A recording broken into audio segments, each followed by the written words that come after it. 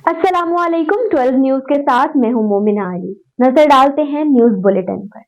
ननकाना साहिब सिख मजहब के बानी बाबा गुरु नानक देव जी की 554वीं जन्मदिन की तकरीबात का आगाज गुरुद्वारा जन्म इस्ताहान ननकाना में शुरू हो गया है। इस वक्त हमारे नुमाइंदे अहमद निसार गुरुद्वारा में मौजूद हैं। जी अहमद निसार, बताइएगा क्या रिपोर्ट है।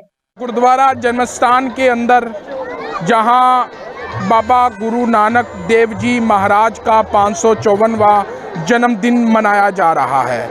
भारत समेत दुनिया भर से सिख यात्री अपनी मजहबी रसूमात अदा करने के लिए ननकाना साहब गुरुद्वारा जन्मस्थान पहुंच गए हैं। लंगर का वसी इंतजामात हैं।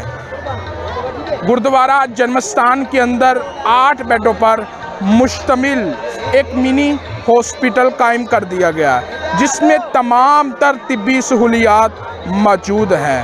अगर सिक्योरिटी की बात की जाए तो गुरुद्वारा समेत ननकाना साहब में दाखिली और खारजी रास्ते सील कर दिए गए हैं।